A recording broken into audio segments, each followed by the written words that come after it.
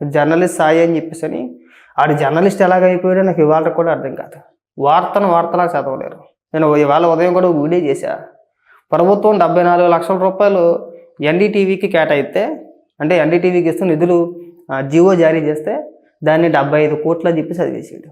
ఎక్కడ బాగుంటుంది అనేది ఖచ్చితంగా మనం ప్రమోట్ చేసుకోవాలి కదా. అందులో భాగంగానే కదా ఇస్తారు. అక్కడ ఇంగ్లీష్ ఛానల్ ఎవరు చూసేస్తాడా? అంటే ఇక్కడ పెట్టుబడి పెట్టి వాళ్ళందరూ తెలుగులో ఏమైనా ఉన్నారు ఇక్కడ? పిచ్చినా కొడక. డావోస్లోని అక్కడికి వెళ్ళరా? ఇక్కడ నుంచి పెట్టుబడులు పెట్టడానికి అక్కడి నుంచి ఇక్కడికి తీసుకురావాలి, ఎక్కడి నుంచి అక్కడికి తీసుకెళ్ళరు. నువ్వేం మాట్లాడుతావు నీకు అర్థం కాదు. ఏమనంటే ఏడుస్తాడండి. ఇంగ్లీష్ పత్రికలకి, ఇంగ్లీష్ ఛానల్స్కి ఎందుకు డబ్బులు ఇవ్వాలని అడుగుతారు. అంతర్జాతీయ పరంగా దావోస్ వెళ్ళినప్పుడు అక్కడ పెట్టుబడిదారులు ఎవరైతే ఉన్నారో, అక్కడ ఏ దేశం నుంచి వచ్చినా సరే పెట్టుబడిదారులు ఎవరైతే ఉన్నారో, పారిశ్రామికవేత్తలు ఎవరైతే ఉన్నారో వాళ్ళు ముఖ్యంగా చూసేది నేషనల్ మీడియానే. అర్థమైందా? తెలుగు మీడియాలో లేదంటే నువ్వు లాగేసుకుని చదివేస్తావు అని చెప్పేసి నీ వీడియోలో, ఇంకొకటి వీడియోలో, నా వీడియోలో చూసి రారు. నేషనల్ మీడియాలో చూస్తారన్నమాట.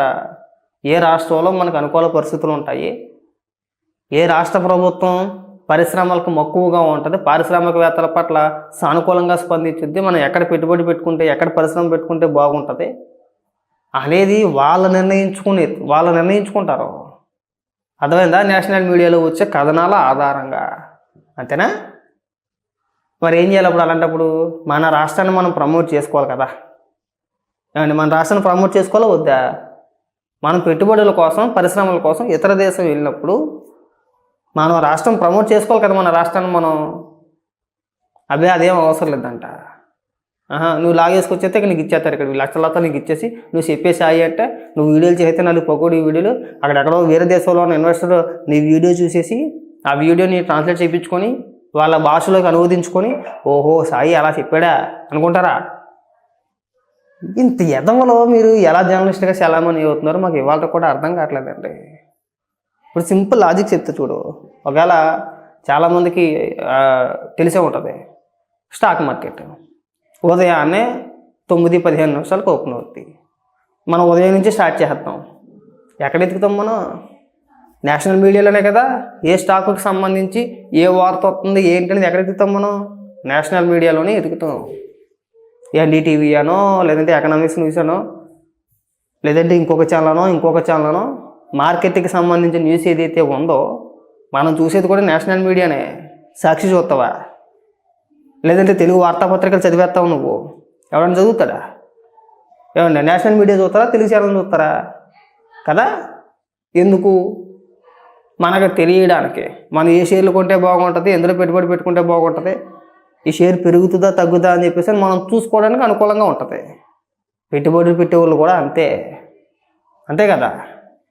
మనకి ఏ రాష్ట్రంలో పెట్టుబడులు పెట్టుకుంటే బాగుంటుంది, ఎక్కడ పెట్టుకోవాలి ఏంటి అనేది మనల్ని నేషనల్ మీడియా కాస్త హైలైట్ చేస్తేనే, మన వార్తల్లో కనబడితేనే పెట్టుబడులు పెట్టే వ్యక్తులు కాస్త ముందుకు వస్తారు. దీన్ని ప్రచారం చేసుకోవాలి కదా.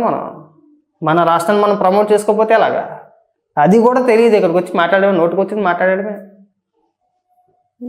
మీ గురించి మాట్లాడుకొని టైం బాక్స్ అయ్యి. దయచేసి ఇంకెప్పుడు కూడా ఇలాంటి ఎదవ సొల్లు ఉపన్యాసాలు చెప్పొద్దు, గుర్తుపెట్టుకో బాగా.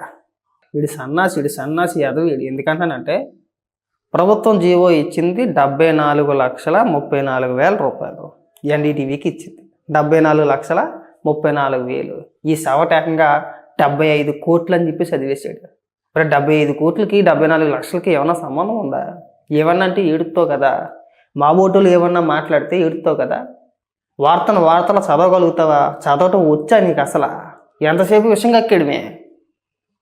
మరి జగన్మోహన్ రెడ్డి విషయంలో అక్కడ విషయాన్ని ప్రస్తావిస్తూ, అంటే గతంలో ఎలా రాసుకొచ్చారు, మరి గతంలో జగన్మోహన్ రెడ్డి ఏ పర్పస్ మీద ఇచ్చాడు డబ్బులు? నువ్వు చెప్పావు కదా 25 కోట్ల రూపాయలు 50 కోట్ల రూపాయలు అని చెప్పేసి. ఏ పర్పస్ మీద ఇచ్చాడు?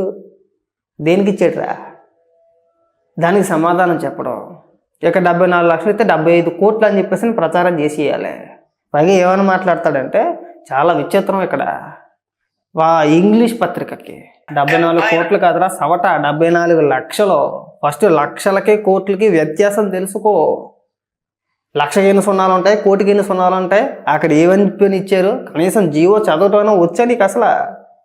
అంతకుముందు అదానిదైనా. అబ్బా నాకు తెలుసు నువ్వు జగన్ సంకనాకేతానికి ముందే ఉంటావని చెప్పేసాను. జగన్ హయాంలో వచ్చినాయా? ఏ రోజైనా చెప్పారయ్యా నీకు? ఐటీ మంత్రి గుడివాడ అమర్నాథ్ కానీ, ముఖ్యమంత్రి జగన్మోహన్ రెడ్డి కానీ మేము ఎన్టీపీసీ గ్రీన్ ఎనర్జీని తీసుకొచ్చామని చెప్పేసాను, లేదంటే ఇంకో పరిశ్రమను తీసుకొచ్చామను, ఇన్ని లక్షల కోట్ల రూపాయలు పెట్టుబడి పెట్టడానికి ముందుకు వచ్చారని చెప్పేసాను, ఇన్ని వేల కుటుంబాలకి అంటే ఇన్ని వేల మందికి ఉపాధి అవకాశం దొరుకుద్దను ఏ రోజైనా సరే మంత్రి కానీ ముఖ్యమంత్రి కానీ సంబంధిత నాయకులు కానీ వాళ్ళ పార్టీ కార్యకర్తలు కానీ ఎప్పుడైనా ఎక్కడైనా ఎవరైనా చెప్పారా? పోనీ ఎక్కడా లేదు. నువ్వు గుడ్లు తీసుకో. ఇక్కడ పెట్టుబడి పెట్టేవాళ్ళు పారిశ్రామికవేత్తలు అందరూ ఫాలో అయ్యేది నేషనల్ మీడియానే. నువ్వు ఒక లాగ్ వేసుకుని వచ్చి వీడియోలు చేసేస్తే ఈ వీడియోలు ఎవడో చూడడం అర్థమైందా? వాళ్ళు ఫోకస్ చేసేది అంతా కూడా నేషనల్ మీడియానే.